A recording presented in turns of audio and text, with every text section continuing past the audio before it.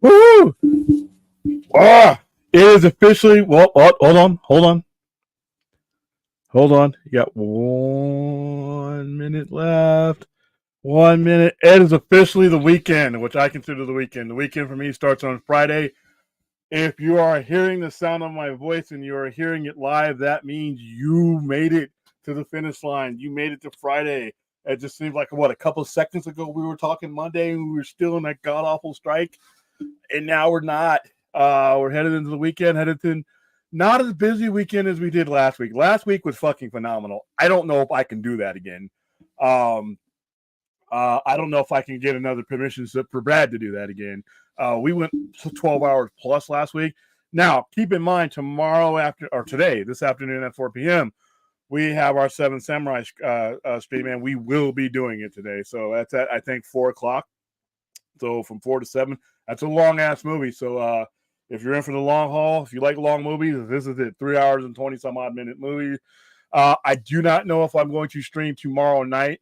We will, however, be streaming our normal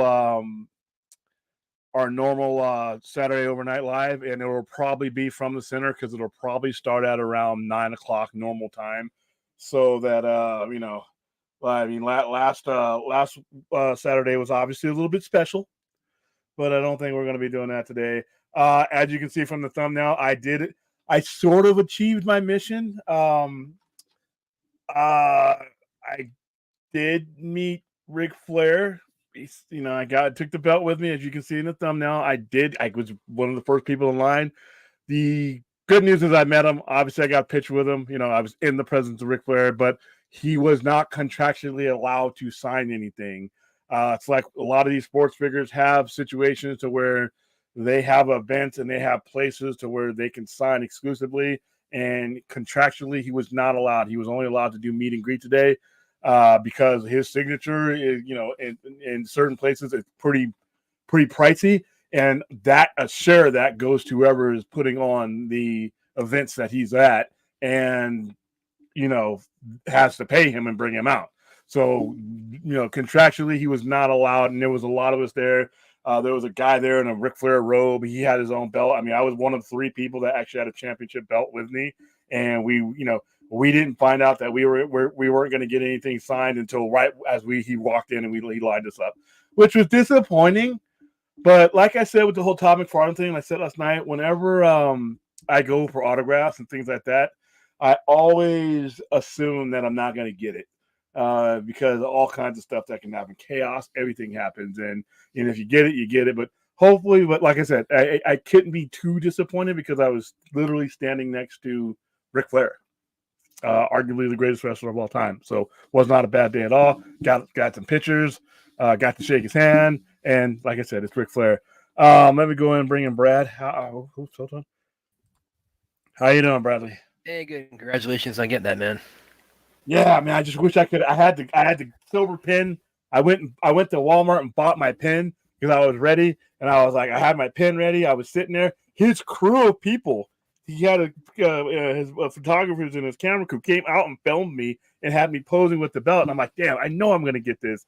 And then they didn't, And like I said, we couldn't even sneak one in because it would have been a breach of contract. So, well, Aaron has a little silver lining for that part of it specifically. So, where is that though? I know of that, but where is it? Am I going to be able to get to it? That's the thing. It's like I am committed to getting this belt signed because once again, if I had got that signed today, it was going in a glass frame, and I was going to get the pictures that I got with him put in there.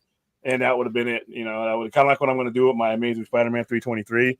I have actually got my picture with Todd McFarlane, and it's going in the case with that 323 that's never being sold because I'm never going to sell. I'm just actually a prop for the Sci-Fi Center. That belt, these belts actually belong to the Sci-Fi Center. Technically, I don't keep them in the store because of liability, but these are belts that can be made, especially the Big Gold. Big Gold actually have a maker. Okay. So if you actually wanted to come into the Sci-Fi Center and say, I want a custom Ric Flair belt, I have a guy who will make it. You give him I hook you up with him. He gives you the specs and everything else. And since the Big Gold is not a copyrighted belt, the original Crumb line, then anybody can sell it. So, kind of cool. But I lie to myself. It's the store. Yeah, but glad to be able to do that and within a few months of getting the Todd McFarlane autograph too. That you also were not expecting to accomplish. So you're on a little bit of a winning streak here.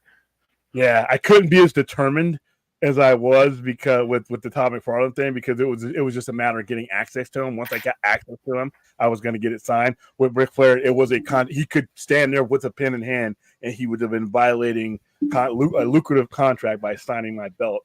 So, and I was ready to pay, but like I said, those people who bring him out for those events, since they have to foot the bill, they get the money and he gets a cut. So it's all semantic. But I'm hey, you know what? If I got Stan Lee, I got Stan Lee's picture.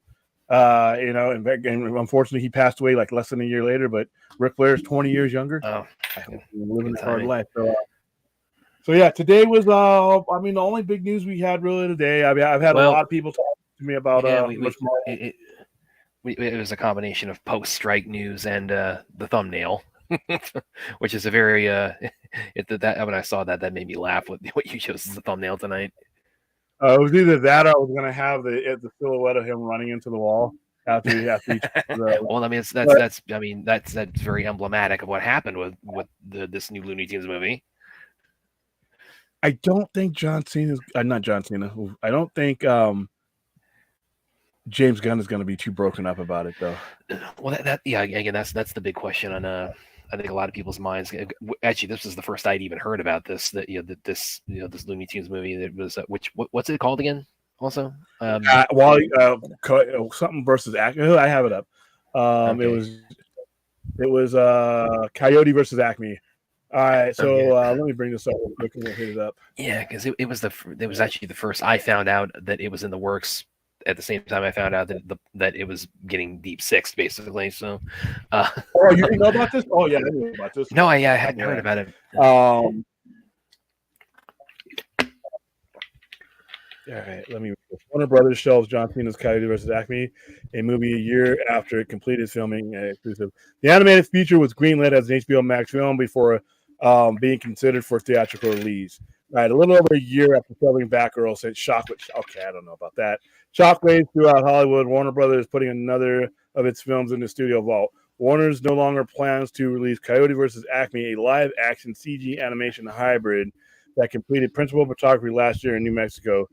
The movie follows veteran animation executive Bill. I'm going to fuck this up. Bill Damashki or Damashki, something like that. Taking over Warner Brothers animation group earlier this year. For 3 years, I was lucky enough to make the movie about Wally Coyote, the most persistent, passionate, and resilient character of all time. Filmmaker Dave Green wrote on X after the story initially published. I was surrounded by a brilliant team who poured their souls into this project. All along the ride were embraced by audiences who rewarded us with fantastic scores. The feature, which sources believe cost around $72 million to make. Hold on for a second. Let me mute you real quick because I think you got a. Okay. Oh yeah, I'm shuffling around my chair. I'm good now. Okay, cool. I know that squeaking. I know my squeaking does that too. Where was I?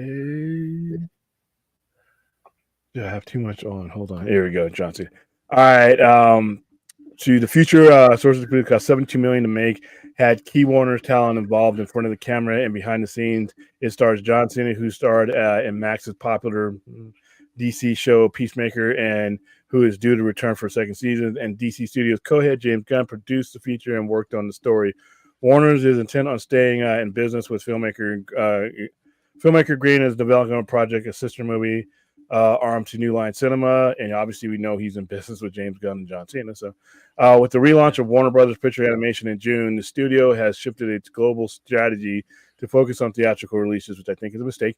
A Warner WB Motion Picture Group's spokesman said in a statement, with this new direction, we have made the difficult decision not to move forward with a Coyote versus Acme. We have tremendous respect for the filmmakers, cast, and crew, and are grateful for their contributions to the film.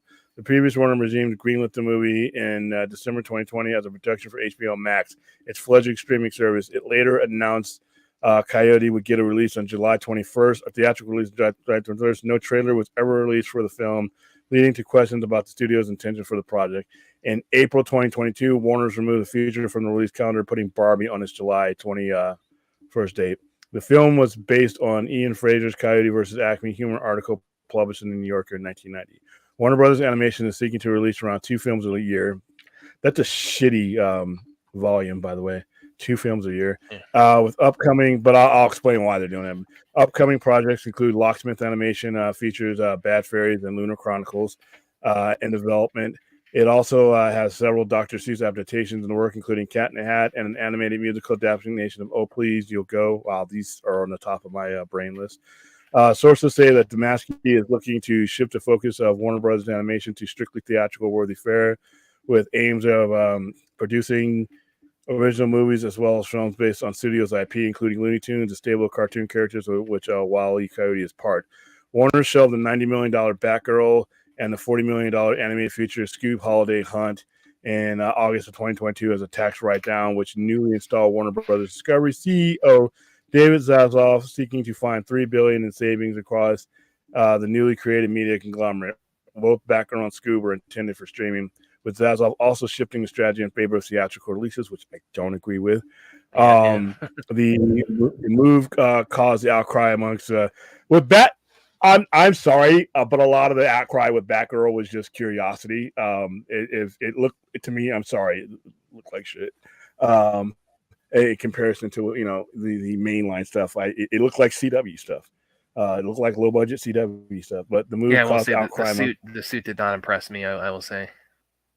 Yeah, and the fact that we were doing a Batgirl and all this other stuff. Yeah, sources say that the studio in this case at least gave the filmmakers advance notice of decision.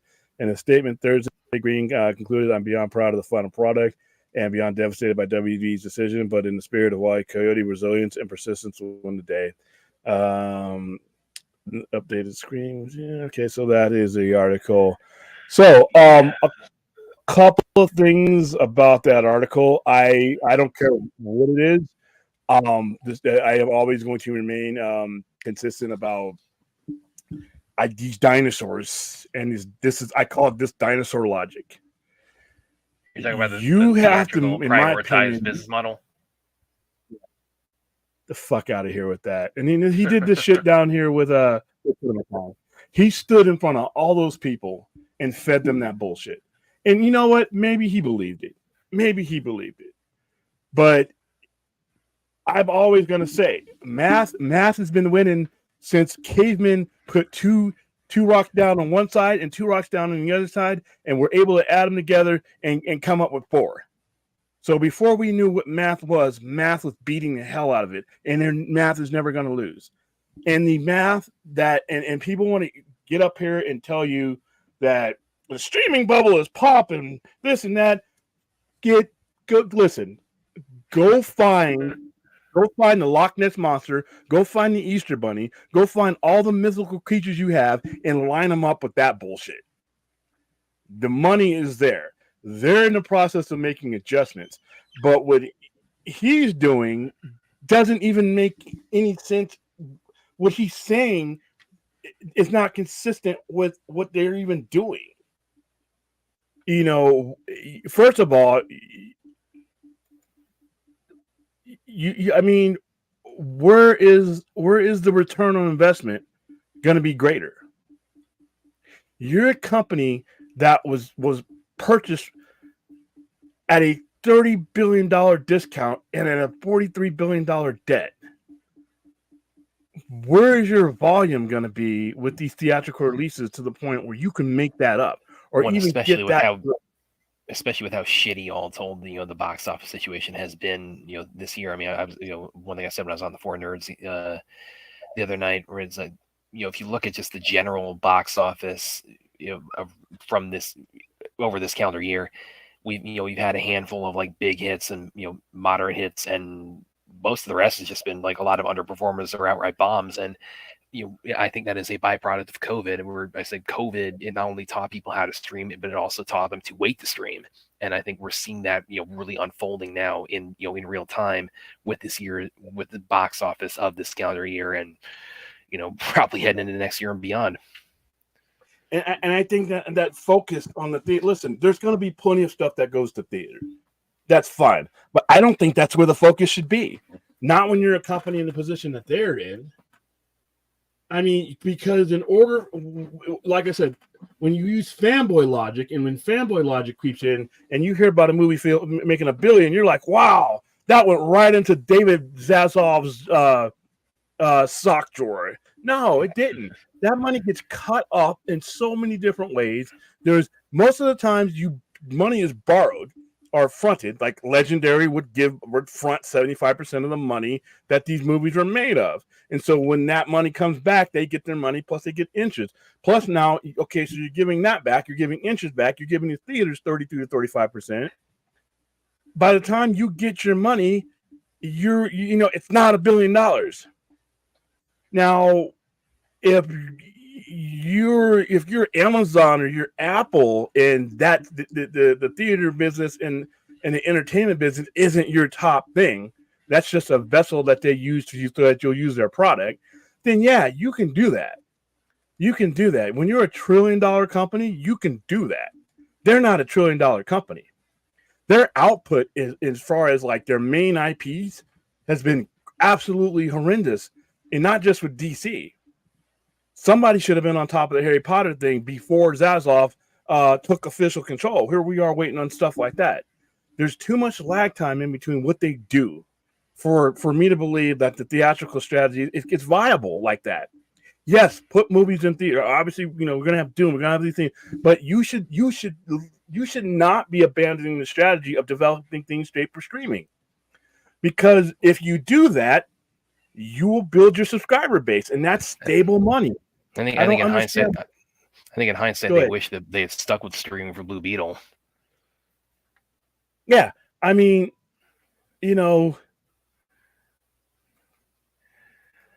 I'm reading your private message right now. I just popped up. Oh yeah, I just DM'd just some other stuff we've been talking about, and yeah, to kind of what you were saying earlier about how this might what this might impact as far as the behind the scenes situation, because for those of you who don't know this, this movie, this was produced and James Gunn has a story credit on it, so that has obviously raised a lot of consternation about, how awkward is it at the office right now between David Zaslav and James Gunn, especially with Gunn trying to get his DC Universe plans off the ground. And yeah, just kind of I don't know James Gunn, never spoken to him, don't know him personally, never had a conversation with him, but I would venture to guess, this is an educated guess on my part, I would imagine he's not too happy about this. But I kind of want to get your take on it. I'm gonna say he doesn't, as a head of a studio, I just think this is one of those things. And as he gets led in, and here's another thing, when it comes to while I disagree, and I think it's bullish, I think it's dinosaur logic to what he's saying right now. I've said for years now, and hell, I have been saying this for 20 some odd years before we had a YouTube or anything else. I thought DC should have got out of the animation business 20 years ago. And no, this is not a William hates animation thing. No, this is a William understanding that animation, when you're Warner Brothers, is never going to bring you the numbers that to justify what you're spending on it. It never has. The only people who think it does are the people who grew up watching it. Everybody thinks that Batman Beyond was like Michael Jackson's Thriller, but when you actually look at the numbers of it, it wasn't that big. Everybody thinks that the entire globe was Taylor Swifting Batman the Animated Series, but when you look at the numbers, okay, it's significant, but not enough to justify it. That's why that movie got sold off. And there's a difference between them shutting something down and then the Batman movie that got sold to Amazon is because Batman sells. You can get a good price for it. You can get a good return on your investment with it. You can't get the other things that are like this, like a Batman series. I don't think there was a return on investment on that. I think a Batman movie would be, but Warner Brothers needed to get out of the animation business nearly 2.5 decades ago. This is not the first time that they've determined that it just wasn't viable for them. And if you look slowly but surely, go look on HBO Max. Slowly but surely, that shit's going away because now you got to pay royalties on it. You got to pay royalties on stuff that people aren't watching. So I understand. Go ahead. Because we also you also kind of commented, and actually, by the way, somewhat Batman related. I'm going to pull this up real quick before I go into my comment. No mention of Jared Leto kind of the Empire State Building day. Yeah, I saw that. He's a real character. Great shape, I could not have done that in a million years. So he is in awesome shape. He's ripped up. He does all this crazy stuff. He's like Tom Cruise. He just wants to not stop. Yeah, He's just afraid to be on board. Crazy mofo. But yeah, going back to because what you were saying about animation and pulling a lot of stuff off of HBO Max. I mean, it sort of ties into the whole upcoming edition of all the DC movies that are going to be added to Netflix next month. And I shared that quote that Zaslav gave and about why they're doing that, and he said it was something to the effect of, I don't have it up in front of me right now, but it was, we're not going to do something like that unless it makes business sense for us, but hopefully doing that also kind of bounces them back towards our DC stuff on HBO Max. And you said, oh yeah, you're like, yeah, that makes, of course. But there always has to be some conspiracy theory, and that I guess, whatever. I don't even know what category I fall in anymore. But we're just looking for the some route to get this back. I'm like, no, I know how to fucking add. Okay, I know the transaction is. I know that people usually don't do these type of things unless they can make money off of them, or they think there's a potential to make money off of. There's nothing for them to lose to license a lot. I think you're going to see DC Films license some stuff out a lot. If somebody wants to do it, and they don't, the option A would be to do it in house. But if somebody has a production company and they have financiers, like I said, Ben Affleck has a production company. He has people that could backload this money. Christopher Nolan could call up Legendary. Literally, if Christopher Nolan calls up Legendary, they're not even going to give a rat's ass of what he's asking. They're going to see the caller ID is Christopher Nolan. They have an awesome relationship with each other, and they'll finance anything he wants to do. So you'd have to license it out or do something like that. Warner Brothers would still be the distributor, so you'll see that be WB, but there'll be less of a liability. It's transaction. It makes sense for them right now to license this stuff out and not and not be on the hook right now, as they're trying to get their financial situation. Now, this one might not be the case 5 years from now when they're not $30-something billion and they cut that in half. Different situation totally. But right now, it's really hard. It's a drain on their dollar, and I don't see why he says, "Well, we want to commit to theatrical." You need to be making more off of your dollar. For every dollar you spend, you need to be making almost all of it back. And in the theatrical case, you're not. And you're also not building a brand stronger and faster. I've always been an advocate of using the streaming services to build a brand because it cuts the bullshit. It cuts out the critics. It cuts out the assholes. It cuts out the idiot fanboys that lay in wait and never going to watch the movie. Never going to watch the movie. They're laying in the bushes waiting to jump on the movie as soon as it comes out. It bypasses all that. See, streaming puts it from me, the provider, to you, the customer. And you're not prone to listen to these other clowns because you're not trying to get advice on how you spend your money. The risk is not as there as much. If you click on something and it's garbage, you can turn it. You didn't spend money on taking the family out. You didn't spend money on the gas. You didn't spend money on all the snacks and all that. If you didn't like it, you can just click on something else. You haven't wasted your night. You haven't done anything like that. That's why I think that they should be using the streaming to build that rhythm, and you can do it faster because if you do series and cut them up, you get people talking.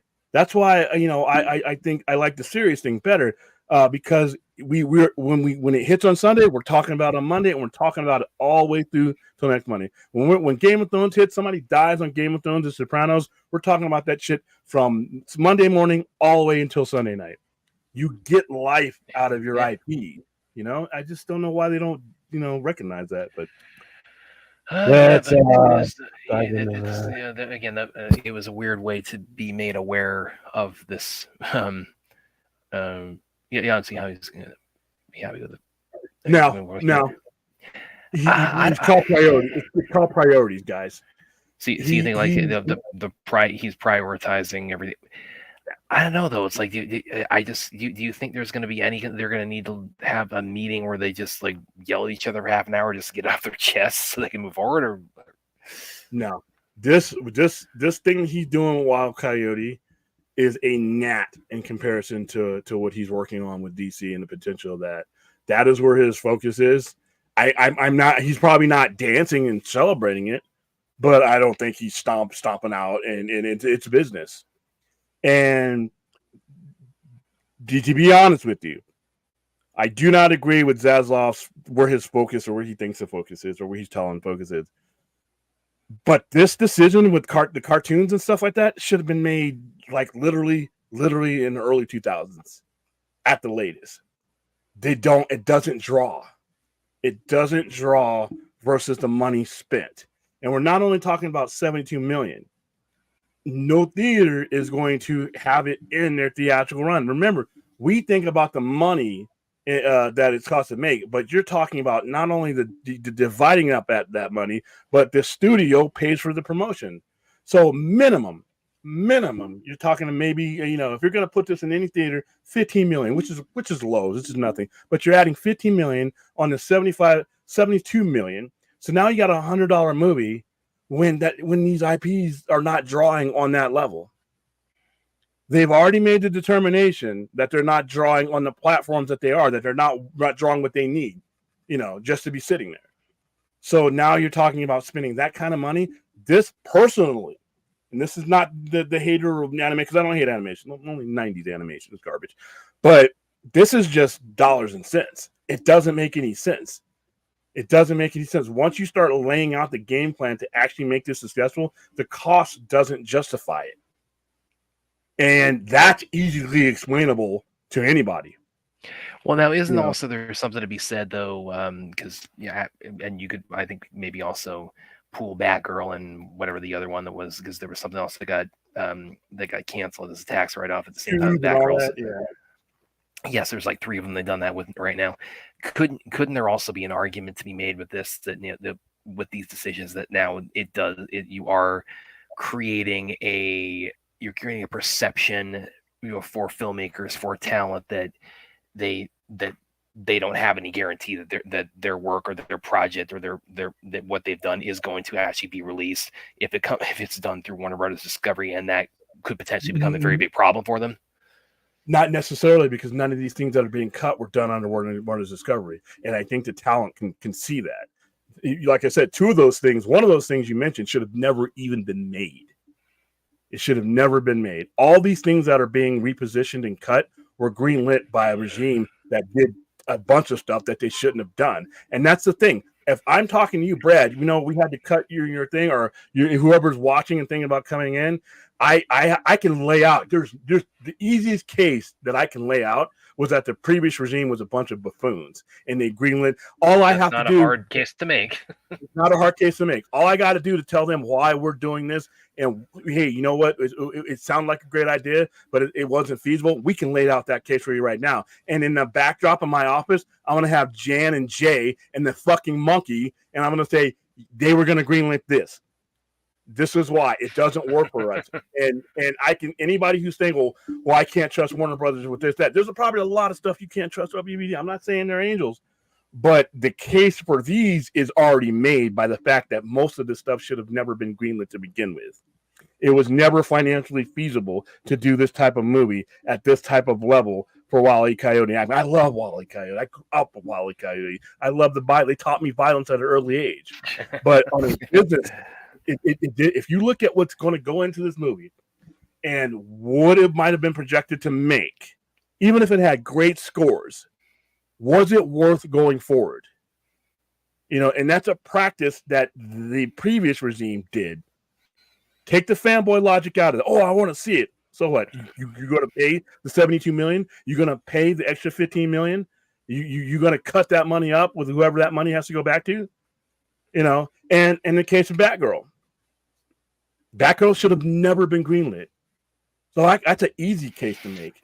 The prior regime was throwing shit up at the ceiling and hoping none of it fell on their head. That's what they were doing.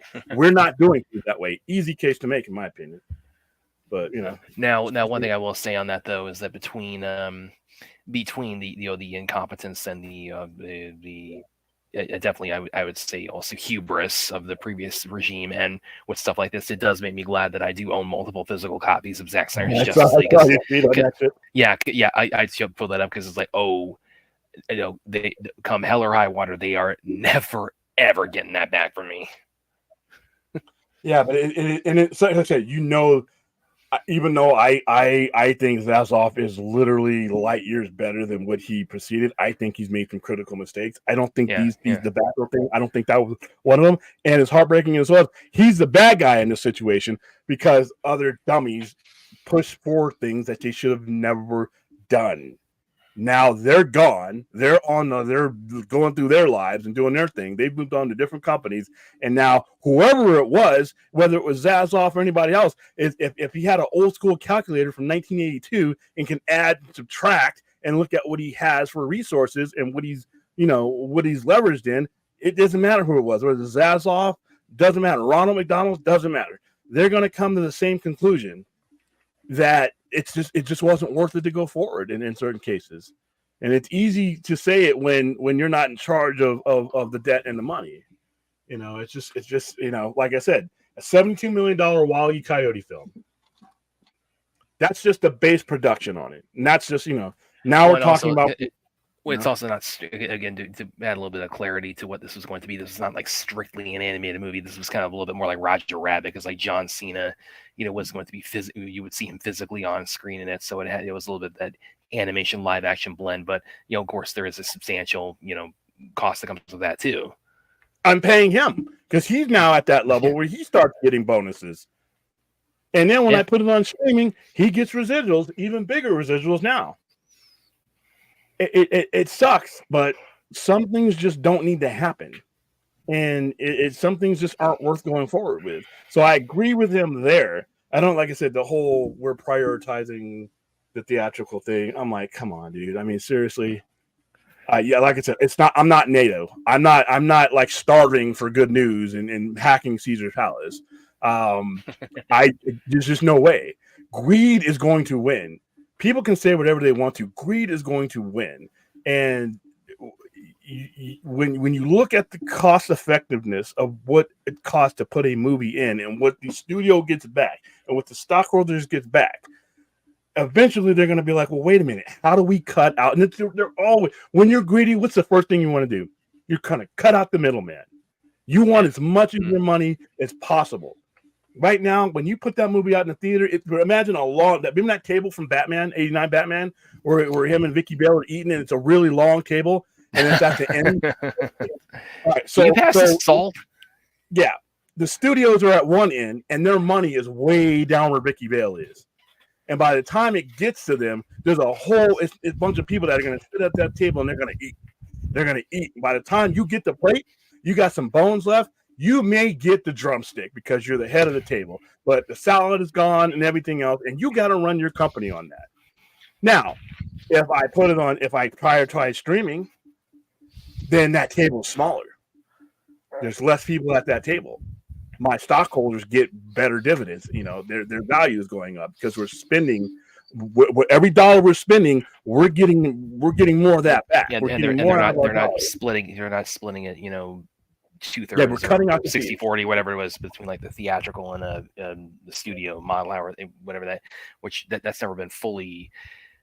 There's never been like a hard formula for like how that works, but I mean like the general rule is like the theater chain takes like what, like 30%, 40% of whatever box office is. 35%, 35%. That may not sound like a lot of people, but when you have, that's a lot when you're talking about, like I said, when you're Warner Brothers and you're not necessarily financially where you want to be yet, you want every dollar. That's why they're doing all this cutting. They're doing cutting like this because the debt is a drag on their dollar. For every dollar they make, it goes off to paying billions of dollars of debt, and that's a drag on. That's why their stock is where it is right now. So yeah, I mean, some of the stuff, Somebody's got to be the bad guy and pull a plug on some of this stuff. But somebody should have been the bad guy in the conception room when you walked into my office with this, and I'm like, what, 17 million for this? What's our return on investment going to be? That's the first question you got to ask. Whenever somebody comes in to sell me anything, or when somebody proposes something to me, I got to ask myself, wow, this sounds really cool. I really want to do this. This is all kinds of bells and whistles. It's going to make us look good. Then I got to slow down. I got to think on, okay, how much am I going to get out of this as far as being able to sustain, ever doing it again, and being able to sustain the overall operation. You got to ask those questions if you have to put yourselves in those shoes. So. I had to bring this up because yes, I did see the trailer today, and it looks fan-freaking-tastic. I cannot wait for the new Avatar on Netflix. Didn't see it, and probably won't be seeing the movie. But hey, you guys enjoy it. You guys, hey, listen, this. I'm just not into it. But you guys who are excited about it, I'm happy for you. I'm happy because I know you guys went through some shit a couple of years ago with the bad one. Yes, you got a good one. You got a good one. Congratulations. I'm not a hater of Avatar. I'm just have zero interest in it. But you guys, I'm glad Brad's here and he loves it. So you guys continue. Congratulations. But yeah, let's hit the chat here because I know there's some. I'm actually going to bring. I'm going to go ahead and bring up the one I was telling you about earlier because this is definitely going to start off a Snyderverse. You should be able to hear, but I didn't bring up anything. This is you. Jonathan Martin and Brad brought up the Snyderverse, but hey, I'm here. Now I hope Zach. Oh yeah, I saw your tweet. I hope Zach stays as far away from WB. Just day by day, they're just becoming a house of cards. Well, because this kind of plays into what we were talking about last night with RJ, which was the general sort of talk about the fan divide and whether or not to continue advocating for the completion of his Justice League art or just stick with what he's doing now with Netflix. This doesn't have me. Okay, this is just me. I'm going to lay my thought out. I don't think this has anything to do with that. This is something that needs to happen. Him doing this regime right now, doing things that need to happen in this respect, doesn't mean that they can't sit down. We don't know. Now, if he looks at the Netflix numbers and once he has this and all that, and remember what he said. If he sees value in that and act on it, I don't see shaving off stuff that probably should have never happened and correlating it with seeing value in something else because they've seen the data of their animation and they just don't, and like I said, it's not just them. Warner Brothers should have been done with this decades ago. I said this on all kinds of people were like, you just don't like cartoons. No, listen, you gotta put yourself in the business. Who's paying for it? And who's fine? You just got to ask those questions, and it's just not there. But when it comes to if Zack Snyder would ever come to, I'm just hypothetically because you guys brought it up. This doesn't have anything to do with that because even Zack Snyder's running a business. He's running a production company. He knows there's things that he can and can't do, and things that are going to bring him a bigger return on his investment. He's a businessman as well. And in this case, for this Wyle Coyote thing and the Batgirl, anybody who is in business and it can have this case laid out to them and they'll be fine. Hell, the people who make this stuff and are involved in it, yeah, they're going to be heartbroken because it's their work. But even them, a lot of those guys who made a Batgirl are on board if they want Warner Brothers wants them to do something again. People understand this stuff. It's bad that we had a regime full of clowns that greenlit stuff that should have never happened. And I think even Zach knows that regime, right? He knows what a circus car that was. So if I sat down with Zach and if it ever happened, this ain't going to have any bearing on it at all. This has nothing to do with that, and it shouldn't be completed with that in my opinion. By the way, here's because you mentioned the Batgirl guys, and I just throw this out there as kind of just a dream scenario that's kind of like it's maybe a way to please everybody all at once, in the aftermath of both that and of course the fandom's continued interest in the rest of the Snyderverse story. Ben Affleck's Batman movie, directed by those guys. I don't think their body of work, and I think they're good guys, but I don't think the body of work, in my opinion, if Ben Affleck does this movie, I would even want Ben Affleck. I would want Ben Affleck, who's an Academy Award-winning filmmaker. Yeah. I would really want him to do it. What's what you're going to do, obviously. Yeah. So, but as far as like the Batgirl thing, like I said, I'm in the camp that the worst thing that could have ever happened is that it was greenlit and it got out there. That's the worst thing that could ever happen, because just because it was in production, it was done, doesn't mean it should have ever happened to begin with. And if you're going to look at where you want your brand to go, if that is not consistent with where you're trying to turn your brand into, after 5 years of Huntress and Harley Quinn and somebody putting, Gleek and Jan on the storyboard, you've had 5 years of that. You don't want any more of that. You don't want any more of that. You can't continue to do what Hamada and all those guys did for those 5 years. And they were part of the reason why this whole thing was a mess. So no, I mean, I don't think, I think if anybody running a production company would look at this as something that probably had to happen. And it's not going to have any bearing on what they do, because guess what? These are things that this regime had nothing to do with, that they were pretty much inherited along with the debt, So you come in with some new stuff that this regime is going to greenlight. That's different. We're talking, all these projects are things that had nothing to do with them. And they were just, it was a heaping pile of shit that when they bought the house, bam, it was right on the first step. So no, I don't think this should have anything to do whether Zack Snyder ever does anything with Warner Brothers again, because, no matter, this was going to have to happen no matter what. Ideally, you would have liked this stuff that had never been greenlit to begin with. But hey, we don't have a TARDIS, not yet. So. I hear Hal Jordan's going. I think they're in a bigger hole. You're talking about WBD, right? I think we're talking about them financially in terms of how big a hole they're in. Yeah, that's why when people want to tell me, well, they're going to spy, Universal's going to buy them. You know what? Like I said, I don't see that. I don't see that yet. And like I said, and Apple, why would Universal, purchase that any amount of money? And it would devalue their company, because you're taking on, it literally did what it did with Discovery stock.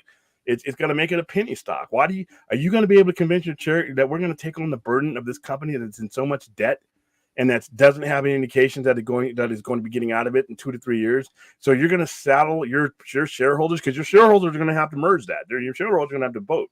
They're going to do exactly what have to do with AT&T. They're going to have to be given a bunch of worthless shares as a buy-in to that, and they're going to have to sit on that for quite a while. You want that if you're Comcast? You want that? I don't know. Maybe you do. I don't know. And Apple and Amazon had the opportunity to purchase Warner Brothers and passed on it. So I think that you're going to have to see them internally increase their value before anybody is going to want them as a whole. Yeah, he's a great idea here. Exactly. It sounds cool, but man, I don't even want to be a fly on the door. I mean, hey, listen, guys, listen. This company, 40, it's maybe 30 something. I don't know what the actual debt count is. 30 billion in debt. So we're gonna buy that company. We're gonna buy that devalued company, because there's no way I'm paying 46 billion of it. So we're gonna buy that at 30. We're gonna buy a company that has as much debt as it does value, and we're gonna add that on. Basically, what it's like, we're swimming along, and I'm gonna add that a lead ball to your leg, and you're gonna be swimming with that for the next 3 years. You want to do? But who's in? I don't know how. If I'm a fly, I'm looking for a window to get the fuck out of that meeting. So I don't know, man. I don't know. Maybe, but doesn't mean it can't happen. I just with limited knowledge I have, like I said, I don't understand why it would happen, but that's not saying it can't. Or I doubt it. Next one. Here's a good one here. They need to remake the Wyle Coyote movie, announced suing Abby, sues WP for canceling this movie. Wiley versus Zaslav. I know that would be yeah. He's a character in his own movie. But you know what? That would be under his regime, though. See, I don't think he really is cool with inheriting, and that's another thing why I don't think he has an aversion to Zack Snyder stuff. It's not his, and what James Gunn brings is going to be his legacy. What James Gunn does is part of his legacy. Even if he loved the other stuff, I don't think this guy, with the pattern that I'm looking at, likes things that he didn't start. Because he's in, and I can kind of see it, because this is his legacy. This is the biggest gamble this guy's going to ever take, and one of the biggest hires he's ever going to make. So I don't think he hates the Snyderverse, or I think he just wants something of his own, and I think so is James Gunn. because this is going to be once these guys are in the ground decades from now, this is going to be either what is going to malign him as far as, wow, that guy came in and turned everything up down and ruined everything, or he's going to be the guy that turns things away, but he's going to want it to be all him. So that's a lot of the things is that, we're not talking about any of the projects that they've greenlit hitting this. You're not going to see any. You're not going to see any of the projects that they greenlit go this route. But it's just the stuff that they inherited. So I can kind of see it. Well, like what you're saying though, also about with the DC movies that are going to be on Netflix, because that's something I've again, this is my ignorance of the internal dynamics of streaming platforms talking, but I mean, do they share that internally with each? If they're licensing, from Warner Brothers, do they, so they report to Warner Brothers, oh, here, this Warner Brothers movie or this DC movie, this is how it's doing for us right now in terms of viewership? When you sign a limited license agreement, part of that is that they will share the numbers, that there's a data sharing agreement that they'll usually because that's the value of their IP, even though it's Warner Brothers internal numbers, they're going to know, so that they can deal again. They might want to come to a different deal. And so say if Netflix wants to negotiate a price, they're going to have to know the mutual data so that they can say, you know what, we're going to keep the price the same. I think this works for us. Or, you know what, the numbers are good, but they weren't as good as we thought. And here's our data. Can we get a break on this if we get more and more? So I would have to assume, I can't, don't quote me, I would have to assume that there's a lot of mutual data sharing because it's beneficial to each of them to be doing it. For Netflix to negotiate the licensing price, and for Warner Brothers to dictate the value of if they want to do this again, not just with Netflix, with Amazon, and anybody else. If they can go, they want to be able to go and say, when we gave this to Netflix, it did bonkers. Now we want to work out a deal with you. Maybe we want a little bit more from you because we know what we got, and they're going to need those numbers to be able to do it. That's what my assumption is, at least. Okay, they're just having to deal with the bullshit version of Justice League, though, fortunately. But hey, like I said, guys, I get what you said about it, but it's like, I just hate that version. It makes us cringe. But without that version, we may not get a lot of laymen to sit down on a 4-hour movie, man. It's that you had to be part of the religion. And I brought people who were not part of the religion, and they liked it, but they're like, wow, that's a 4-hour movie. And I don't want a cut. I don't want a shorter version of Zack Snyder's Justice League. That, to me, that's like devil worship. But do I want more people to give this universe a chance? So it's out there. You get to see the MILF magnet in its full glory, and that's that. Look at that. Look what that led to. So it's still. Yeah. I know this is going to be accurate. It's still doing some good. I understand. I understand how you feel. So yeah, everybody who's not part of the religion, once you've watched the bullshit version of Justice League on Netflix, okay, we'll talk to you about the real movie. Yeah, now if you're watching, when you watch it on Netflix, I guarantee you, show me your end credit scene when the little screen shrinks and it gives you to something else. It's gonna start giving you other things, and then a lot of people who have Netflix have HBO Max, and HBO Max or Max. They're going to know that data. They're going to know how many people that are coming from their site from Netflix. They're going to share that data because it's mutual. It's mutual to whether they want to continue dealing with each other again. So yeah, it's going to be interesting. But Aaron has a good. This is maybe like leads into some strife. Aaron, my favorite Australian. How you doing? Yeah, and Ray's here. Hi, Ray. Hey, Ray. Yeah, all these actors must feel the break. Yeah, I'm sure they are. You'd be able to promote their products now. Yesterday, morning cast of NCIS Sydney, real to me on Aussie TV. Yeah, I mean, yeah, I totally agree. And they're flooding my Instagram with like, I've been wanting to show you this for so much. I'm like, now it's like, well, wow, that's old. Damn, I'm saying your show was done like 3 months ago. I mean, Star Trek Picard now is showing me their stuff, and Strange New Worlds is showing me how some of their behind the scenes stuff. But damn, that was like 3 months ago. But I am now that the strike is over, I can start getting the guest I wanted from that show. But yeah, that would be great. But and also maybe this feeds in a little bit of like post-strike talk, because we did have what is probably going to be the opening of the floodgates in terms of like postponements. Release date shifts happening today, like specifically Deadpool 3. I'm going to see if I can find it here. Like everything that was announced. Hey, did I see Fantastic Four get a date? Did I see 2025 for Fantastic Four? Yeah, you also saw 2025. Yeah, you also saw it for Blade, but I don't buy that yet. If Blade never happens, you know what? Sorry, Mahershala Ali, if you're watching the stream, you two-time Academy Award winner. I'm sorry I've if your movie seen. never gets made. I was actually thinking about this today too, with like kind of likening it to the development hell of the Flash, because it's the projected date, the announced date for Blade right now is November 2025, and I think that is 6 years from when he was announced. And you could liken it to, well, it's like it took longer for the Flash solo movie to happen. But here's the thing about that is that Ezra, even with that Ezra Miller, we still had multiple appearances of Ezra Miller as in BVS, in Suicide Squad. He was in the theatrical Justice League. He was they were in Crisis on Infinite Earths, me and Grant Gustin. They were finally in Zack Snyder's Justice League.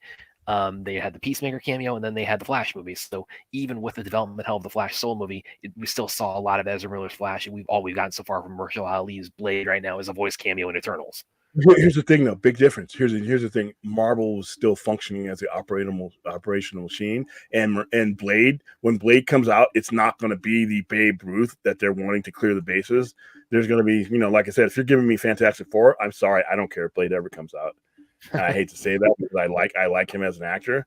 But at the same time, if it's Fantastic Four or Blade, guess what? I'm going to drop Blade in a heartbeat and grab the Fantastic Four animal. Okay, so the date shifts today. Deadpool 3 moves from May 3rd to this is all next year, starting next year, May 3rd, 2024 to July 26th, 2024. Thunderbolts moves from December 20th, 24 to July 25th, 2025. Captain America Brave New World moves from 7/26, 2024 to February 14th, 25. And that was interesting because there was a lot of speculation that it might just go ahead and take Deadpool 3's date. And then Blade moves from February 14th, 25 to November 7th, 2025. So that's probably the first kind of wave of postponements that we are, as a result of the strike, we're going to be hearing about, and there are going to be more. Make no mistake about that. Yeah. Well, because you have to preserve the box office of your movie if you're going to put them in. You don't want to be stacking your movies up to hurt them either. So some of these movies are going to be done, and we're going to be dealing with that. Donovan Martin Zazoff said he was done with these tax cuts. Why did anybody believe that? Why did anyone believe that? There's no way he has quarterly tax cuts, right? There's no way that a company in that much debt is not going to take advantage of quarterly tax cuts. That would be just the best way you can work down your debt. I mean, that's a cool tool to have. You have limited time to use them. So yeah, he's going to be stacking these bad boys up. I mean, wherever he can see the opportunity. But Zazoff said he was done with these tax cuts, but guess he lied. Yes, yes, he did. And he'd be lying if he really believed this isn't causing more attention within Warner Brother right now. This isn't the way to burn that. Yeah, but okay. Yes, he lied. But talent are not fans. Talent don't think like fans do. Producers and directors don't think like fans do.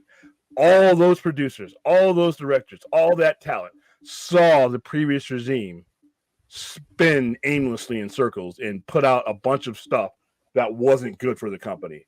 They are in the business, so they know when bad business is being done. And they know that last regime put out a lot of bad things that put a lot of people that are currently there in bad positions. So as far as getting talent back, now there's still people doing it. There's still people doing films for Warner Brothers.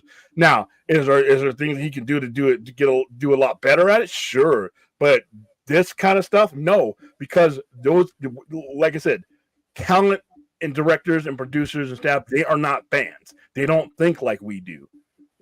They're in the business, and they were in the business when Hamada and Sarnoff and Emmerich were running shit into the ground. So it's not like they weren't around. And they don't understand that kind of stuff. Like I said, even the talent that's working on this knows what they were going with. You think Andy Muschietti, who's one of the better directors out there, it doesn't seem to be affecting him. You think James Mangold, it doesn't seem to be affecting James Mangold. I don't think you're going to hear anything about James Mangold not doing Swamp Thing. And as these projects come up, they'll be fine because these people are in the business. Fans look at it like, oh, that's awful. I can't believe they did that. But once again, when you break down the numbers and the value and the return on investment, you have to have an answer for that to expect talent, directors, financiers, and everybody else to buy into what fans do. We live in two different worlds. So no, I don't think so. That's just my opinion, Donovan. So, all right. How you doing? Fun. Hal Jordan. Yes, happy. Jeremy, how you doing? Yeah, happy. I got to meet Ric Flair. Like I said, that was I disappointed that I didn't get my belt signed, but we got time for that.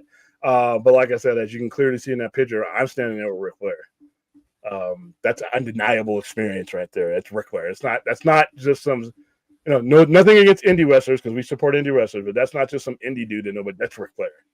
So yeah, that's So yeah, I got to watch Loki after we're done here. So and it's the season finale, so that's gonna be up on the thumbnail. Ric Flair was cool, man. He was cool. I mean, he was very laid back. I mean, he was, I don't know if he was doing any edibles or anything like that. We were at a dispensary. By the way, the only time I've ever been at a dispensary, because I've had no use to go into one, but I had one today. And I was willing to buy an edible or two if they were getting my belt signed, but that wasn't part of the card. So I was ready to go. William, what's your thoughts on David's also canceled? Oh yeah, we've been all over that one, so I think I'm behind. Yeah, we're already on top of that. Pretty early on. All right, but yeah, I just like I said, it's we have the luxury as fans of never having to think about how things get paid for. That's just the honest truth of it. By the time it gets to the point where we pull out what is comparatively pennies to put down to see a movie, hundreds of millions of dollars has been leveraged, jobs have been leveraged, careers have been leveraged before you even see a trailer. Before you maybe even heard about it, somebody got the money together to do this stuff, and their ass is on the line. So fans have the luxury of looking at things without the inner mechanics of it sometimes. And that's a cool luxury to have. We don't need that burden, you know what I mean? But sometimes those worlds collide to the point where you want answers that don't come from the fan spirit. They have to come from the business spirit because this stuff has to get paid for and has to be able to justify it being made in order for it to get made. And in these cases of these things that have had the plug pulled on them, they didn't justify it. Let's see. Yeah, bigger hole. Oh yeah, I think, and plus the problem with WB and the hole that they're in is they don't have anything to pull them out right now. It's like I said, 2025, it may as well be 2,000 years away. And when it comes to Superman Legacy, if it does what I think it might do, it'd be a great movie, but it's not going to pull them a profit.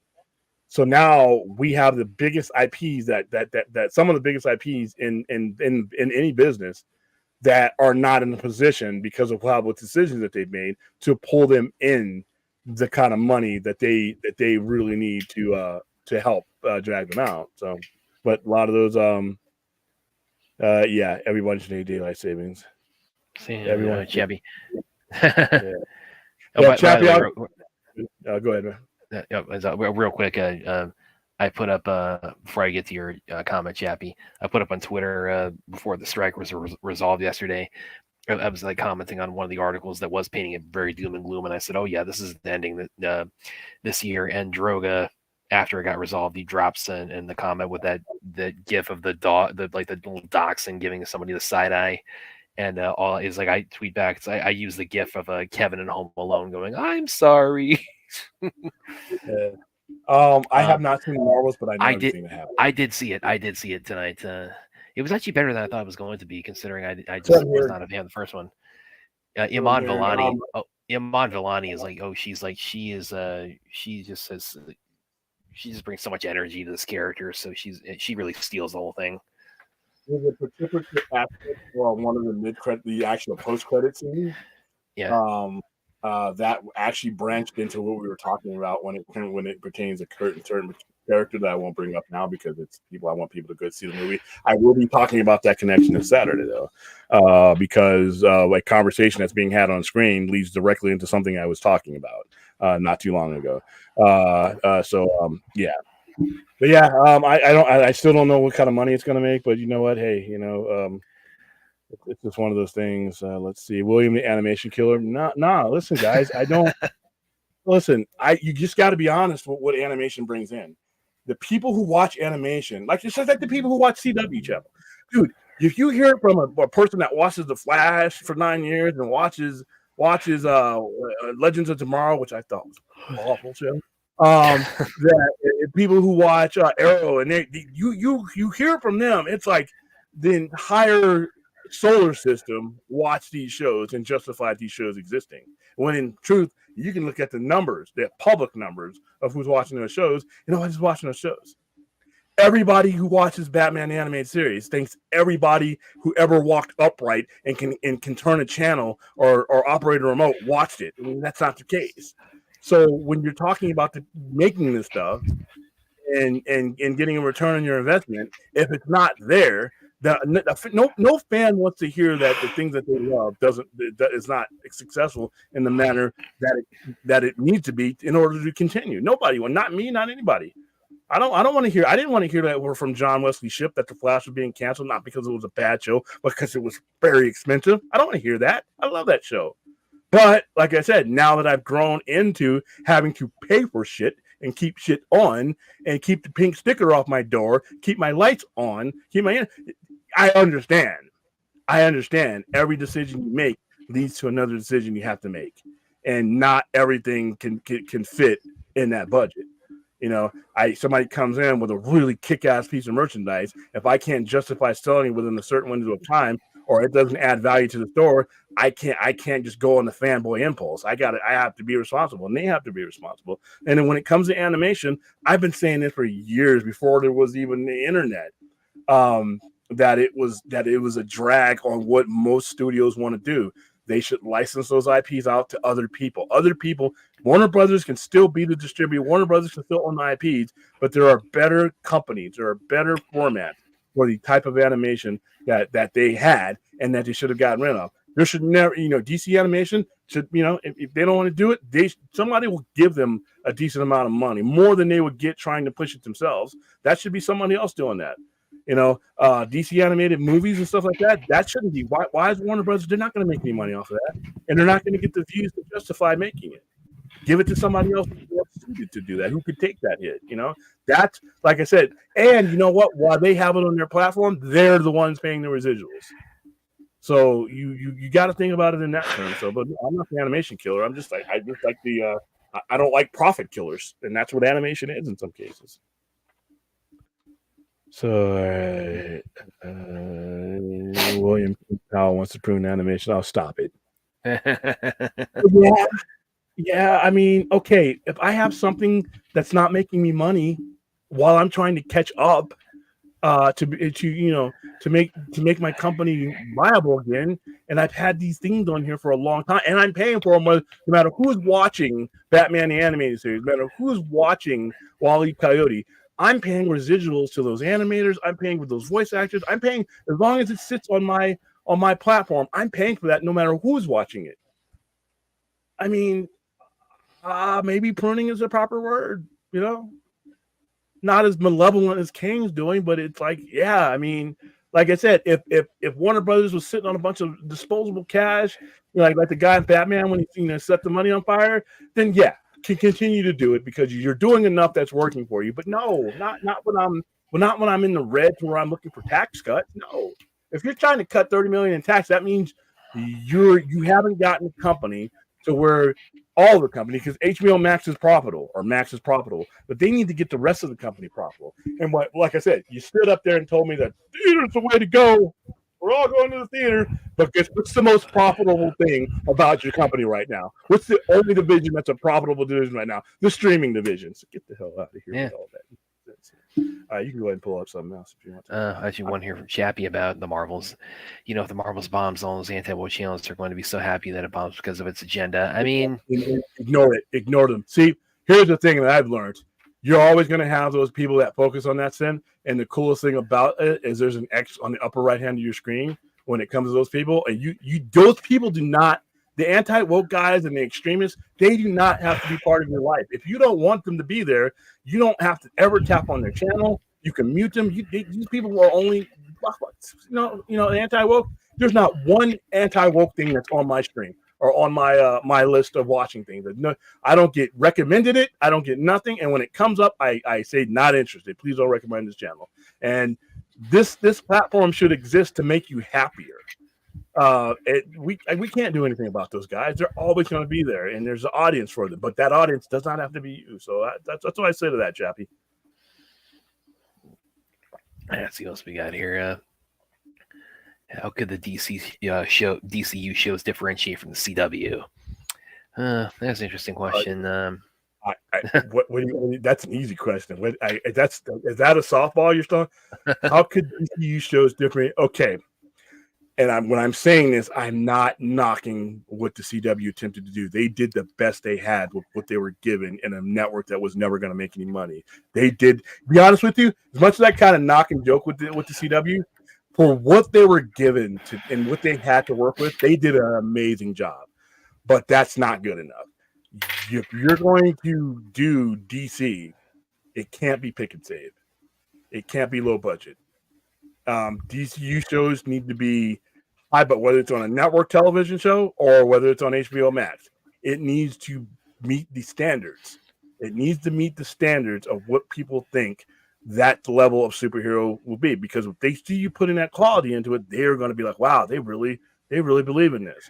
And the problem with the CW is, like I said, it was low budget superhero stuff, and you got what you paid for. You got the audience you paid for with that. You know, not to no fault of their own, but no. So for the first thing, the production value needs to be high end. You need to pay for that production value. You need to pay for that CGI. You need to pay for those actors once they become, stars and all that. You need to if when I imagine Green Lantern, what Green Lantern should be, that's what I better see from this Green Lantern show. I better not be disappointed. When I think of I'm not watching Creature Commandos, but when I think of Creature Commandos, that needs to be high end. That you can't, if you are perceived to have cut corners like CW had to, then people are going to have that perception of your project. So how could DC shows differentiate from the CW? High production value. That's me. You got an answer for that one there, Bradley? No, I mean, I thought that's pretty much where you're going to go to. And I mean, the highest production value as far as live action DC, I'd go at this. I really think it probably is Superman and Lois. Yeah, it actually needs to be a little bit higher than that. That's good. If CW had that its entire time, but they weren't ever going to be able to afford it. But if they had that their entire time, we would be talking about an entirely different. Even if the CW was going to go out of business and be sold off, those IPs that they have right now would be so valuable they could be sold or kept within Warner Brothers house. But like I said, it's you look at the Superman and Lois production value, which is good, but it needs to be to break that mold. It needs to be 10 times better than what it is now, because that's what people are going to expect. They're going to go to these comic book movies, and then they're going to come home, and whether it's justified or not, that's what they're going to want to see. And if you're not ready to eat that at the table, don't plug in the project. Well, to kind of speak to that with what you're saying, as far as like you need the proper resources in terms of the scale and the scope that people expect from characters with this kind of iconography. It is actually, I will say, it's probably I think it might have been one of the things when I was a kid that did kind of prevent me from getting into Superman or Lois and Clark. Because I just never really latched on that show like I have with most Superman stuff, for whatever reason. I mean, part of it is kind of baked. That was on a network. That was on a network with who had the money to spend. Oh, I mean, it also is part of it is kind of baked into the template they had, which was it was almost like a work. It was first and foremost was like a workplace romance with the Clark Kent and Lois Lane that first, and it was a Superman show second. So that is somewhat intentional. But yeah, I think that it was also part of why it's like I just never gravitated as much towards Lois and Clark, for that reason. And that show did, it had a good run. It had like a good 4-season run. It was pretty big in its time. Yeah, I would love to. Some of my shows don't even get 3 seasons. So yeah. All right. Well, what do we got? We got anything interesting in here for anybody? Yeah, I think we're with what I pointed out there earlier about the release date shifts. I do anticipate we're going to be talking about that quite a bit more. So even though the strike is over, I mean we're going to be talking about now we're going to be doing the strike post-mortem. Because I mean, I didn't realize Fantastic Four was that soon. I mean, this actually makes me happy. I mean, so the Fantastic Four is going to become wait a minute, it's going to come before King Secret Wars and all that other stuff. So that'll Are be they going? interesting. And I mean, there's talk. I mean, I don't know how legit it is, but there is talk that the cast may be announced soon. But that is kind of presupposing that the cast has already been locked down when we just went through this really long strike. Yeah, I don't think so either. But I mean, I'm just saying that has to move around a bit. I think the cast has been locked in for quite. Oh, you do think they've been locked in? Okay. And so I think it's going to get. And to be honest with you, I'm glad this is happening now because, like I said, I've seen the end credits. I've seen the end credits of the thing because somebody sent them to me. You know, I just opened it, but I already knew what was happening because I there's several people who had partnerships in LA that went and saw it. It's consistent with what I think needed to happen, and I'm happy that it seems to be happening a lot sooner. I need to see the FF. The FF is going to be. We're not going to be talking about all this. Oh, it's an MCU. I can't even believe people can utter that shit. MCU dead, 30 billion in movies, and not even with all their major IPs. Can you imagine? They did that they did that handicapped. What they did from 2008 to now, they did it with their one hand design because they didn't have the two most important ones, you know. And they're still somewhat handicapped as far as like because Spider-Man Solo. I mean that's still Sony. They're just coordinating narratively with him being part of the MCU. But I mean those are Sony movies. Yeah, but they've lied down and let them do whatever they want to do with that because they're going to do whatever they want to in their Sonyverse. I do believe that Sony is going to put a Spider-Man right in the middle. After Madam Web, they're going to put their Spider-Man in the middle of their universe. And there's nothing anybody can do about it. And there's nothing anybody should do. And I hope it is Peter 3. Or maybe a brand new Peter Parker. I mean, but I to me, that would be silly. If they didn't. I mean, you own the IP. People are going to want to see stories that don't have to, that aren't necessarily connected with that. And there's a market out there for that Spider-Man. Stagger it, work with him. I would want to see Andrew Garfield again because I enjoyed Andrew Garfield as Spider-Man, and I think that he's the one I think has enough story to tell. But just one or two movies. But I do think after Madam Web, because if you look at the premise of Madam Web, I think at the end of that you were going to see a Peter Parker, and that's going to be that universe. Well, they can't. I mean, they just can't. They can't just tap dance around that indefinitely without they're doing this universe of Spider-Man villains with no Spider-Man in it. I mean, soon. I mean, Venom can only carry that on his own for so long. Similarly, you have to get a Spider-Man involved with that. And I think that, and people are, well, why would Disney allow them to do that? I'm like, Disney has no choice. It's not their IP. If Marvel, if Sony wants to do it, people always try to tell me, "Oh, there's a deal in place." No, it's not.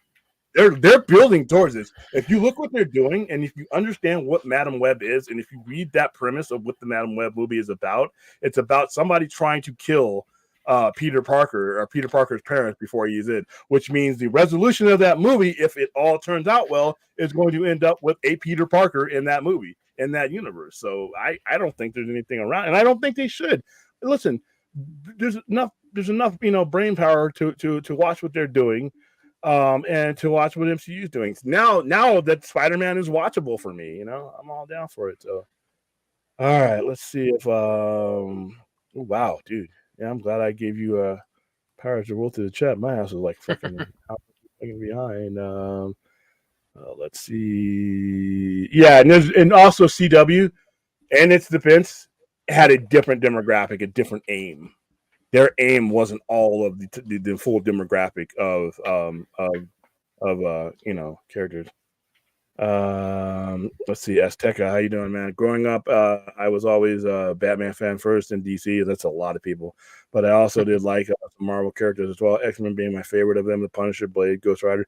Yeah, depending on when you grew up, a lot of those characters were the top selling comic. X-Men, like I said, X-Men from the day Chris Claremont and John Byrne they relaunched that title was like the top title. I mean, there were people in comic stores, my own included, who you saw somebody changing their title of their comic to have a Y or an X in it or something so that they could be down where the X-Men were. So you would see somebody put a U in there so it would be right where the Uncanny X-Men were, and somebody would put an X so that so they could be near the X books. Especially back in the late 80s and early 90s, and they went through that whole bullshit with Neymar's a mutant now, which, like I said, the comic book guy that I'm sitting down and at my comic counter, we're all laughing at that. But they did it because the mutant craze was selling books. So they put Marvel's first mutant. I'm like, okay, so we're just stupid now. Or I'm not going through a sophomore biology class now. I don't know what a hybrid is. I don't know what predictable traits are. I'm stupid now. I mean, but okay, it worked. It worked. It worked. So I can't. I guess I'm the fool. But let's see, Daniel. We had $2 billion movies and a 900 following movie this year. Yeah, you know what? And how much the studios got of that money? that man. William, did you hear the news about Matthew Perry being obsessed with Batman and how his last post was? I'm Batman. Makes me like him more. Yeah, man, I just still can't get over how he's gone at 54. It's just like, damn. I mean, I had a couple that were directed at me. I'm going to go ahead and pull the. I think Larry was that. Hi, Larry. What's going on, man? How you doing? Well, which one? You said there was one that was directed at me too, Larry. Can you type that again? Yeah, please type that again. I'll pull that up when you do. Okay. Anytime there was something Spider-Man asked me to pull up. Thank you, William. Thanks for standing up for fandoms and the right to be a fan in this day and age. There's not enough people with platforms who recognize this, and we're all too quick to tell fans to move on. You're doing amazing things with this special with this space. Thank you, Daniel. I appreciate the support. Thanks, man. And that's all I ever wanted to do. I mean, like I said, I don't agree with every fan that comes on. I just don't. I have a cardinal rule, and if I ever break that rule, I want you guys in the chat and everybody around me to say, William, you're breaking your cardinal rule, and that is, don't tell a fan where to go. If you can't give a fan somewhere. If you can't attract that fan to what you're doing, and he's going to go where he's going to go, a content creator, whether it be myself or Warner Brothers or Universal, it's not their job to tell you to go away. It's their job to make something that makes you come to them. And I just feel that, and like I said, people usually move on. When I ever heard people say move on, I'm like, have any of these people ever ran a business? You never. Exactly. Anywhere. Whether you agree with them or not, you find a way. It is your job as a retailer, and movies or retail, to bend in the direction of your customer. You never tell your customer to move on. I don't care how extreme you think they are, because usually you're going to go down the middle. But if I'm engaged with you, if we're talking, if we're going back and forth, and you're passionate about aspect of what we're doing, I'm going to find a way to take your money. Brad, you want to see some shit? I'm going to find a way, because you know what? Your money's green too. I want your money. I want the other guy's money. I want all the money. But if you're in business, you never tell people to move on, and you should never invalidate somebody's passionate about something. And like I said, I rarely bring up YouTubers, other YouTubers. But I've been compared, I know why, and I'm kind of sinister, to Skywalker the Jedi. All right. No, I don't watch. I don't have a lot of time. Nothing against the show. I just don't have a lot of time. I'm on my air half the time. But that guy's doing his thing. I have no right, in my opinion, to make fun of that guy for doing his thing. I have no right to tell that guy to stop. I have no right to downgrade that guy for doing his thing. It's not like he's kicking down my door and saying, William, you better watch. No. If I don't want to watch that, I got, like I said, that little X I told you about on the upper right hand. You can click it and you can mute it, and you don't ever have to be in that. And that's any of these other fans that want to restore or sell anything like that. You can lay out the groundwork and say, and where it's realistic or not. But at no point am I ever going to make fun of you and tell you to move on. Why should I tell? I have no right to do that. And by the way, I don't want you to move on. I want you to stay right there. I want you to pull out that wallet. I want you to give me your money. That's what I want you to do. So I think fans, the Cardinals thing is never tell a fan how to be a fan. That's what I'll never do. And if you guys catch me doing that, you have my permission to quote me and bring it up, because I do never want to become that person. So thank you, Daniel, for the support. And I hope we're continuing the show and honoring our original commitments. It's going to take a while for us to get, these fat numbers that some of these other guys getting, but when I get there, I want to be able to look back at our product and be we had a real crowd in here last night. We were talking about the end of the strike. yeah, that was a pretty much. So we're doing things the way I think we should be doing them. And like I said, I want to be able to look back on these shows, other than the fact that my production value from day one was horrible. But I've used that support to get better equipment, get better sound, get better programming, upgrading StreamYards, being able to bring you in and do things like that. That's where like a lot of support goes. So I'm learning. But as far as like the consistency from day one, we may get a little bit crazy, go on rants and stuff, have fun like that. But the core of what I'm doing, what I'm trying to do with this, and why I even opened up my own business, is to have that kind of conversation that I grew up with, and everybody is invited to the conversation. Nobody should be screamed out of the table. Nobody should be called anything. Nobody should be told to leave the table. And I grew up in San Bernardino, Lone Warrior Comics. We didn't all agree on all the geekdom that we sat for 6 hours with, but we were all welcome there. And that's the way I want to keep it. So thank you guys for who's supported on that one. Well, go ahead and bring up your next one, that Brad. Sorry, go so long. Oh yeah. Well, actually, where was it? Daniel. He was oh no, this one. It was this one. Bounce all over the place. Yeah, about the scenes he filmed for. I just him said I'm Matt Man before he died. Yeah, that is very endearing. So yeah, it was it was very unfortunate his unexpected passing, Matthew Perry recently. So I didn't. Yeah, with 54 and the jacuzzi situation. Yeah, that's awful. I didn't really watch Friends a whole lot, but yeah, it's a horror. That's really, really tragic. My heart just goes out to his family and friends. I know what it meant to people. I mean, I didn't watch Friends at all ever, but it was because it wasn't a show aimed at me. But I know what he meant to people, and it was it's just sad because I'm looking forward to 54. I'm not 54 yet, but I'm looking forward to that. I'm looking forward to be able to have, if I'm him, dude, he had everything ahead of him. He didn't really have to ever work again. Never had to work again because just the residuals off of Friends, wherever it was streaming, he had money, So I hope he was happy, but he had some issues too. I hope he eventually got to a place where he was happy. But yeah, it sucks, dude. So yeah, let's go. Give me a more higher, give me a more optimistic one. Sorry, I mean it's just damn. But yeah, we got Rebel Moon 22. I'm going to start making the graphics for December 22nd here pretty soon. I'm going to start putting out the invites to people. And like I said, we're that post show that we do that night is going to be fucking epic. That's going to be a Christmas to remember.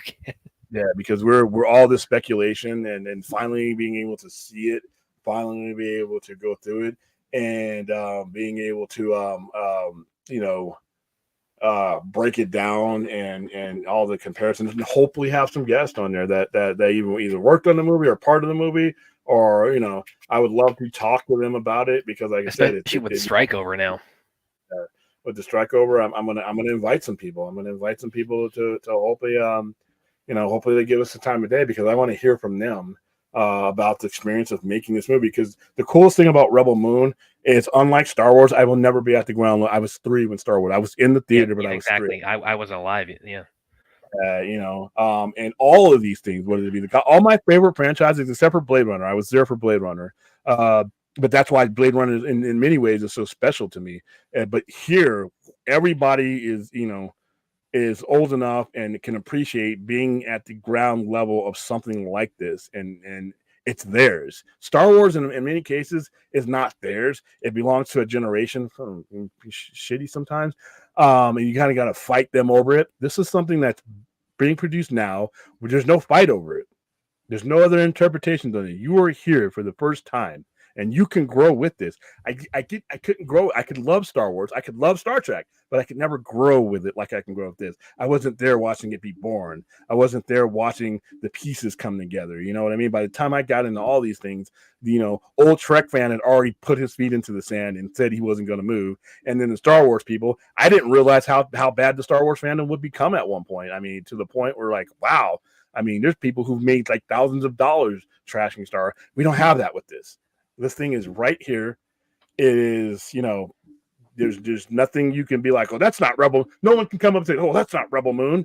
How do you know? This is the first one you're ever going to see. So all those conversations are gone. We can really have some fun with this, and I do think this could grow into something, like I said, that eclipses anything he's done, because of the fact that so many people can be invited to this table now and not be. There's a lot of people that are intimidated by the fact Star Trek has been around, for 5 decades or whatever, 57 years. There are a lot of people that are intimidated that there's so much Star Wars out there before they can even step in. There's no intimidation here with this. You're all here at the same time. You're all seeing it at the same time we are. So there's no intimidation. So I think this has a wider scope because of that. And like I said, it's gonna be interesting to see how fans. I'm interested to see how fans take it, and where they take it. And I think it's cool. See, William, I don't have to worry about drug abuse, whether he overdosed or had long-term effects. But yes, let's get positive. He did actually use his millions to help addicts. Yeah, he did. He did, and he was open about his addiction, which is what a lot of people aren't. So that's a big thing. Is a lot of people, they go through this stuff and they keep it close to the vest, because they're private. But he figured he could help people, so hey, he probably did. And like I said, I just, it just sucks. It just sucks. Yeah, it's horrible. Yeah. I think we've gone through the gamut. This was a Midnight Express. One of these days I'm going to get these bad boys under an hour, but probably not even. All right, guys. We got a big day today. At the very least, you'll get me for 3 hours. Because at 4:00 we're going to do Seven Samurai. And let me go ahead and put the for those of you who haven't RSVP'd for that, or set that on your thing. I'll go ahead and put the link in there. So it's a Patreon stream. So my Patreons, my movie club people will be on the screen with me. We won't talk too much because there's a lot of subtitles in there and a lot of reading. But I just want you guys to see the similarities between what's going on versus what has gone on before. So I think it's going to be fun. If you want to join the Patreon, I'm going to go ahead and put that link in there too. We got a lot of, like I said, I got a lot of stuff that we're going to be doing with the Patreon groups. We're not just going to have you, do like a monthly, hey, thank you, Patreon. We're actually, if you were around last week, you understood what I meant when I said that this is going to be a very aggressive and a very active Patreon account. So hopefully I've lived up to that, because we plan on doing a lot more. We're going to do a lot of Rebel Moon with the Patreons. We're going to do a lot of Doctor Who with Patreon stuff. So we're going to use that Patreon just as much as a communication tool as I do the YouTube channel, as I do my Instagram and Threads and all that stuff. It's just another way that we can communicate. And Twitch, same thing with Twitch. We're going to be doing a lot of screenings with Twitch, a lot of private stuff. Sometimes we'll do we'll do screenings in the back room, like we have a back room here when you have StreamYards. If it's like less than 10 people, we want to break down a particular movie, we can do that too. So as I learn these capabilities, I'm gonna use every one of them. So all right, guys, that's it. I am going to go eat this food, take a half a Benadryl because I really need to be spry tomorrow today because it's Friday, and I'm gonna go stare at my Ric Flair pictures. All right, but on our way out is the same way we came in. So 988 suicide and crisis lifeline, 24/7 call, text, chat. I hope that those of you who are watching currently and that will watch this on the replay, which is a good vast majority of you, I hope you get tired of seeing this, and if you do, it's because you're okay. But once you get tired, that moment you get tired of hearing this and seeing this on the screen, become me and hand that off to someone else, because somebody needs it. You may not need it anymore, but it's the holidays. Wow, it's the holidays. This is that time you got to start looking out for people. And I remember going through my army suicide prevention class, and there was points. Either they called them the natural ones, where it's like, you lost a relative, you broke up with somebody, divorce, lost something. There was a bad milestone in your life, and it comes around every year. And if you know those people, you got to walk around. If you know somebody who lost a parent, who lost a sister, who lost a brother, who went through a bad divorce, and you know that those anniversaries are coming around, take a look at them and make sure that they're okay. Make sure that, and in Christmas, and then there's the stagnant ones, which Christmas, Thanksgiving, Halloween, all the holidays, because those holidays are connected to memories, and maybe not all of them are great. So keep an eye on the people around you. And if you think something's up, worst thing you could do is hand them this. Worst thing, you know what? A lot of these guys end up harming themselves because they don't think anybody cares. They don't think anybody's watching. They don't think anybody's going to miss them. If you give them that, at the very least, you're letting them know, hey, I see you. I see there's a change. I see there's something going on. If there's anything I can do. That, you know what? Those little words, I said those words to people, and years later, they've admitted that, you know what? Hey, you know what? I was there that night. I was about to do something crazy that night. Don't know what it was, but, I was on that road. So, can't hurt. So, all right, guys. Go ahead. Basically, you guys can find me Twitter, Vero, someone on Facebook. You can find my writing on Kung Fu Kingdom and on Screen Rants, and you can find me here on the Sci-Fi Center. Everybody was Kung Fu. What? Kung Fu what? Kung Fu Kingdom. Everybody was Kung Fu Kingdom. I'm gonna sing it. Those cats were. We'll probably get copyright check. All right, guys. I will see you at 4:00 today. Later.